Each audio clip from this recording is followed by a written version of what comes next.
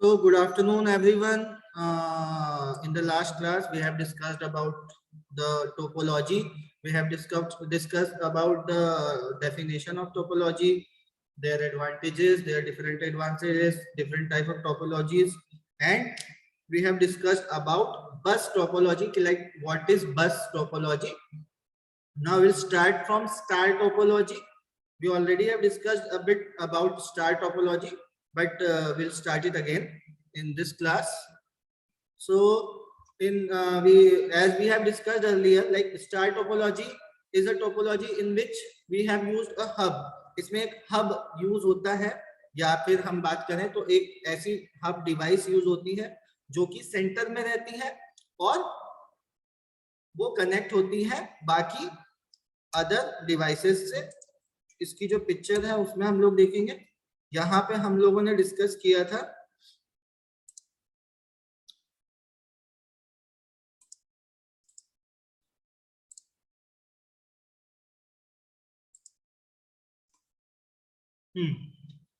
यहाँ पे आपको हब दिखाई दे रहा है सेंटर में, और बाकी जो कंप्यूटर्स हैं वो इस तरीके से कनेक्टेड होते हैं। और साथ ही साथ में क्या होता है, सर्वर से जो सिग्नल मिलते हैं हब को, और हब उन सिग्नल को डिस्ट्रीब्यूट करता है बाकी के कंप्यूटर्स में। ठीक है, एक बार मैं आप लोगों को ये बता देता हूं।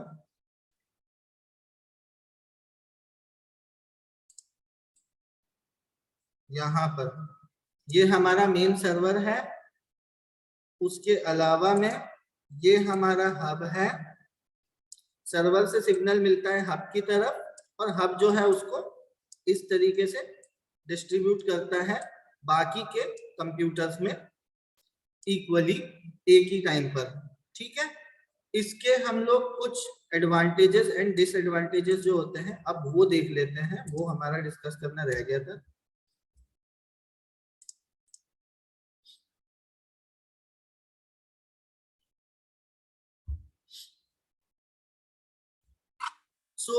जो एडवांटेजेस हमारे स्टार टोपोलॉजी के बेसिकली होते हैं वो होते हैं, it is a very easy to modify and add new computers to start a network. आपके हब के अंदर जितने पोर्ट्स होंगे, यानी कि अगर हम बात करें हमारे पास 5 पोर्ट हब है, तो हम लोग उसमें एक साथ 5 अलग अलग कंप्यूटर्स को कनेक्ट कर सकते हैं।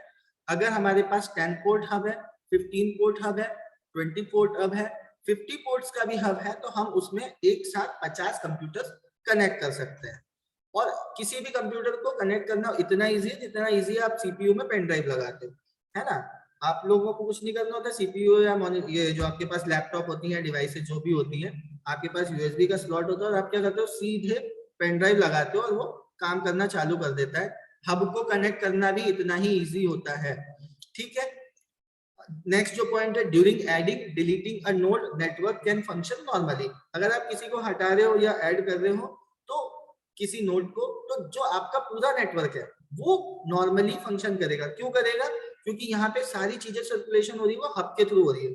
सर्वर ने सिग्नल भेज दिया हब के पास में, अब हब डिस्ट्रीब्यूट कर रहा है। अगर उसमें से हम लोगों ने एक नोड निकाल भी दिया तो बाकियों को कोई फर्क नहीं पड़ेगा, उनको सिग्नल मिलते रहेंगे। When the capacity of the central hub is exceeded, it can be replaced with one that has a larger number of ports to plug lines into, है ना।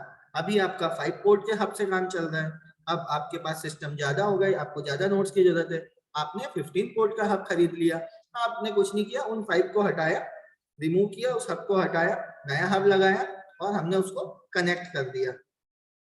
Provide for centralised monitoring and management of the network. Single computer failure do not necessarily bring down the whole start network। मुद्दा ये है कि अगर nodes की बात कर रहा हूं, मैं मेन सर्वर की बात नहीं कर रहा हूं, मेन सर्वर को अगर हम साइड में रखें और जितने नोड्स यानी कि जितने कंप्यूटर कनेक्ट है हमारे उस हब वाली डिवाइस से, उनमें से सपोज करो ये 5 डिवाइसेस कनेक्ट है, अगर ये कंप्यूटर खराब भी हो जाता है तो ये 4 कंप्यूटर हमारे काम करेंगे, है ना। इसके खराब होने से बाकी 4 को कोई लेना देना नहीं, क्योंकि यहाँ पे अपने अपने सिग्नल्स सेपरेट जा रहे हैं। बस नेटवर्क में हमने क्या देखा था, बस नेटवर्क में एक लीनियर नेटवर्क होता है, बस टोपोलॉजी एक लीनियर टोपोलॉजी होती है, और वहां पे अलग अलग सेम सिंगल वायर से कनेक्टेड होते हैं। अगर वहां पे कुछ वायर में मिस्टेक होती है तो नेटवर्क जो है हमारा डिस्टर्ब हो जाता है। इसी तरीके से अगर हम इसके डिसएडवांटेजेस देखें तो if the central hub fails the whole network fails to operate. भाई जो डिवाइस ही सब जगह सिग्नल प्रोवाइड कर रही है अगर वही खराब हो गई तो सेंस ही नहीं है। जैसे मॉडर्न है आपके घर पे, है ना, या आपके पास वाईफाई राउटर है आपके घर पे वाईफाई राउटर है, उससे 5 डिवाइसेस आपने वायरलेस के थ्रू कनेक्ट कर रखी। हालांकि ये जो एग्जांपल है इसके साथ सूट नहीं करेगा, बट मैं सिर्फ समझाने की बात करूं तो अगर एक मोबाइल तुम्हारा खराब होता है तो इसका मतलब ये नहीं कि बाकी मोबाइलों में वाईफाई कनेक्ट नहीं होगा, क्योंकि आपका राउटर चल रहा है। बट अगर वाईफाई राउटर ही खराब हो गया तो क्या करोगे, कोई भी मोबाइल कनेक्ट नहीं होगा। यही फर्स्ट पॉइंट में यही बता रहा है कि if the central hub fails the whole network fails to operate. फिर आपका नेटवर्क खत्म हो जाएगा, सिग्नल जाना बंद हो जाएंगे, सर्वर से हब तक सिग्नल जाएंगे बट वो आगे डिस्ट्रीब्यूट नहीं होंगे, तो आपका जो डिस्ट्रीब्यूशन है वो इंटरप्ट हो जाएगा और नेटवर्क फेल हो जाएगा।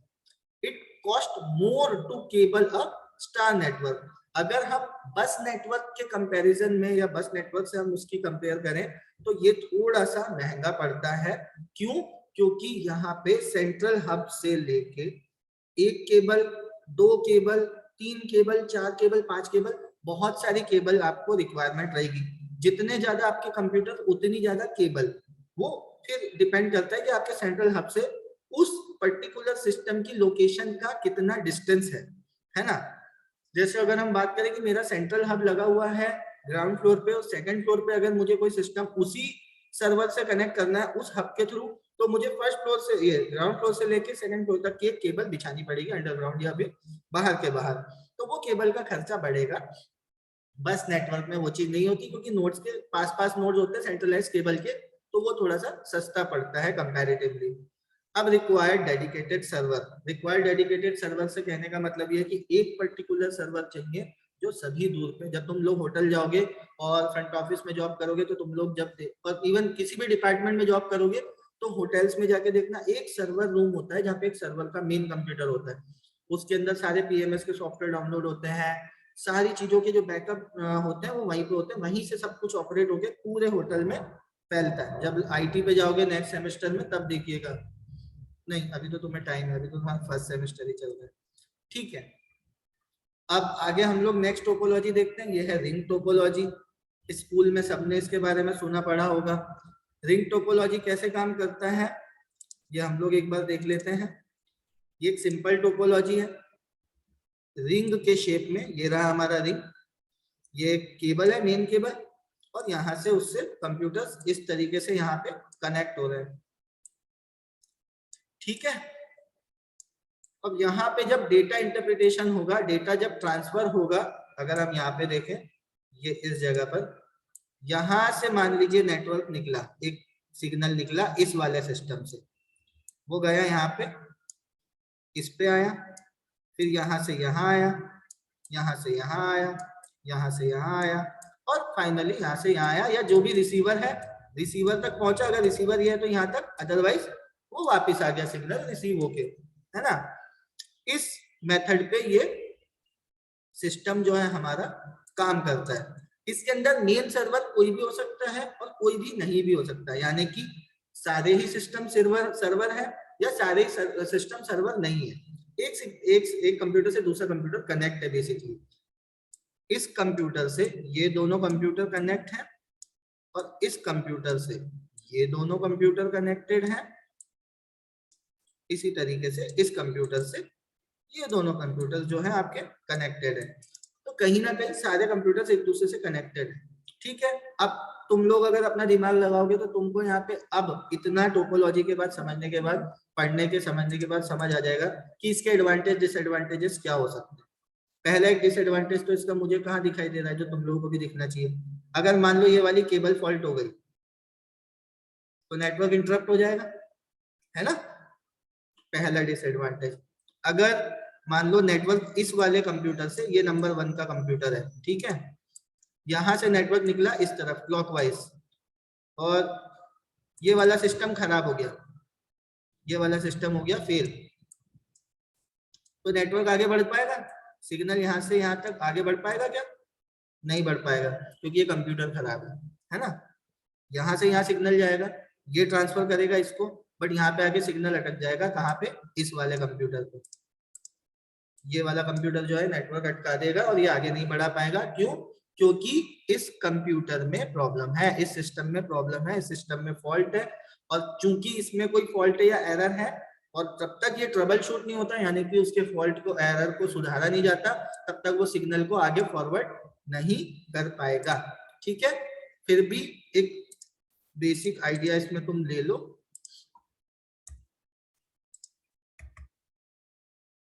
तो in a ring topology, each computer is connected directly to the next computer in the line, forming a circle or cable. It uses token to pass the information from one computer to another.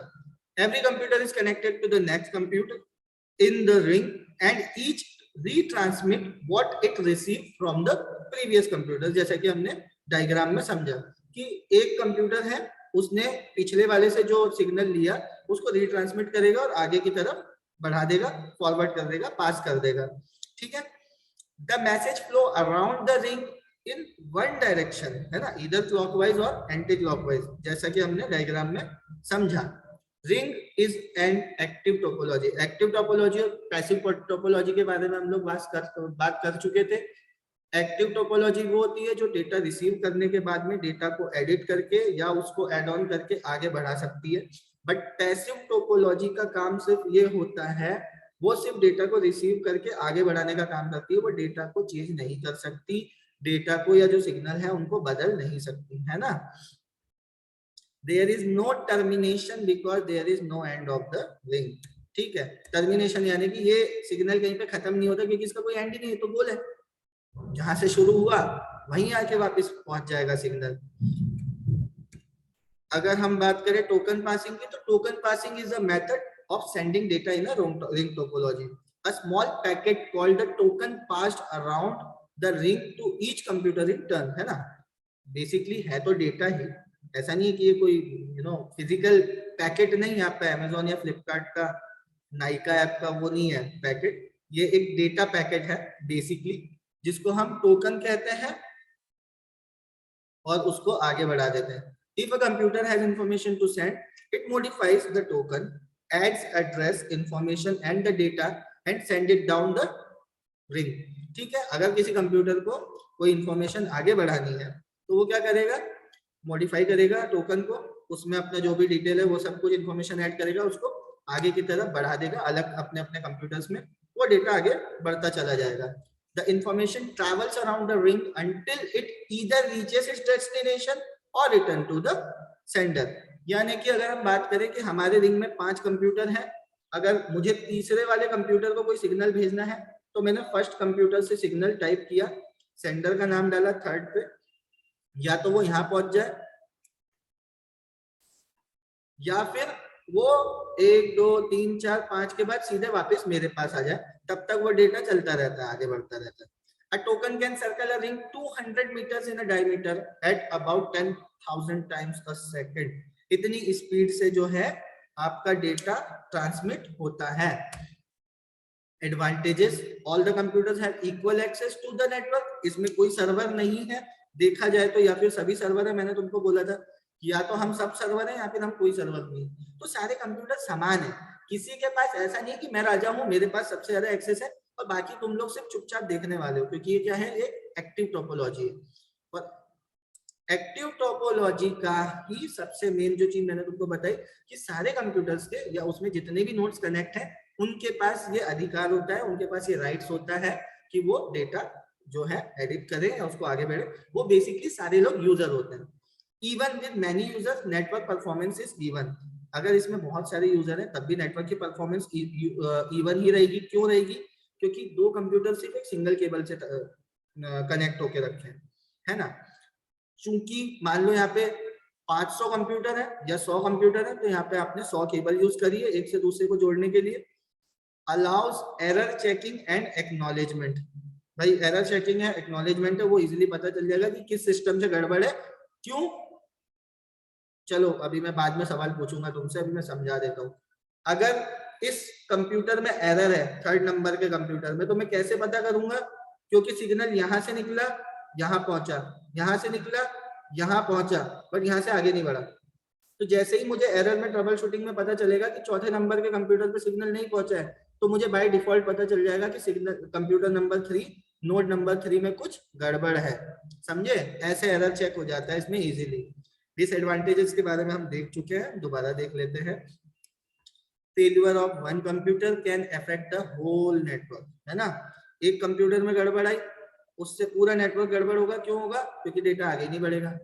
It is difficult to troubleshoot the ring network, हाँ ring network में troubleshoot करने में दिक्कत जाती है अगर multi user नहीं होते तो, है ना, अगर सिर्फ सिस्टम्स है तो दिक्कत जाती है। Adding or removing computer disturb the network, obvious सी बात है, अगर एक कंप्यूटर भी इस रिंग में से मैंने निकाला यहाँ का तो ये डिस्टर्ब करेगा ना, जब तक ये कंप्यूटर रीइंस्टॉल इंस्टॉल होगा हटेगा प्रॉपर तरीके से, तब तक क्या होगा, मेरा पूरा नेटवर्क डिस्टर्ब हो जाएगा।